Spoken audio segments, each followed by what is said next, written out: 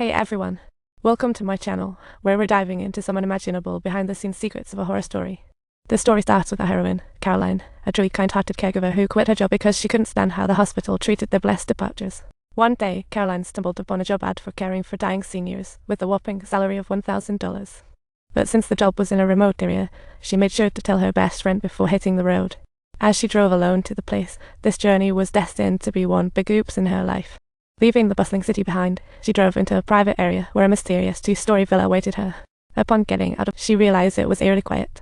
As she knocked on the door, she didn't notice the rocking chair outside swaying mysteriously, and no one. Caroline boldly entered the house, where it was dark and creepy vibes were everywhere, until she reached the backyard.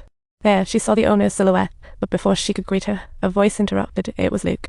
Luke, the lawyer behind the job ad, introduced Caroline to the owner, Amy, who barely glanced at her. Oh, she turned around in a day. Clearly Caroline didn't meet her standards, and Luke joked that she might prefer a black maid instead. Caroline saw Amy's husband, Ben, paralyzed from a stroke in the attic a month ago. What a tragedy. He had lost all ability to speak, and as Amy called Luke away, she didn't seem too impressed with Caroline. But with no other candidates, she reluctantly agreed to let her stay. Caroline quickly returned to the city to pack her daily essentials, gearing up for another drive back to the villa. On the way back to the villa, she found her tank empty, pulled into a gas station, and saw red brick dust at the entrance. Apparently, that was some local evil busting technique to keep the bad guys out. After paying for the gas, she returned to the villa. While setting up her room, she noticed all the mirrors seemed hidden. Amy hurried to explain she just didn't want to see herself. That night, Caroline entered Ben's room to tuck him in, but suddenly her wrist was caught by a mysterious grip. Not until Amy appeared did Caroline break free. After medicating, Ben fell asleep.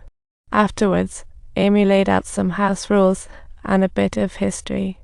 Purchased from her brother's sister in 1962, she preserved their photos out of respect.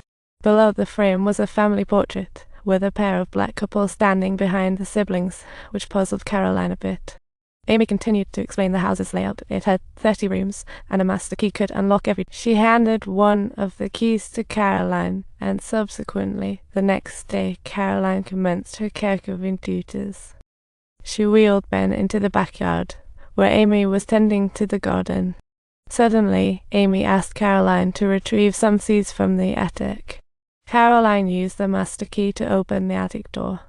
While grabbing the seeds, she suddenly heard a noise from the attic. Following the sound, she noticed something swaying behind a shelf. She moved some items off the shelf and revealed a hidden door. Using the master key, she discovered the lock was jammed. At that moment, she curiously inquired with Amy, but Amy claimed she had never opened the hidden door. But it was clearly in the attic where her husband had his stroke, which filled Caroline with confusion. During the night, she was awakened abruptly by the sounds emanating from upstairs. She rushed to check on Ben, only to find he was missing from his bed. She combed through every room searching for Ben, but he was nowhere to be found.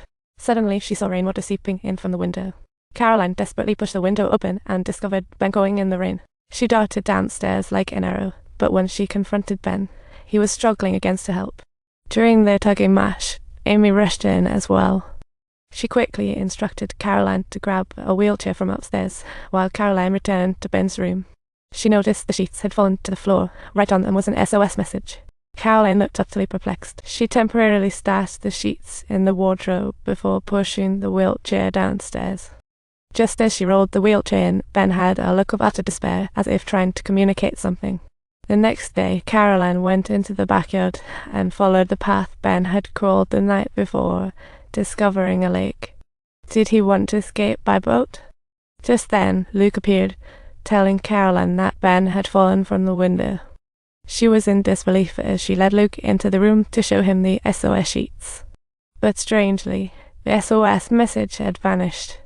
Caroline was left scratching her head in confusion.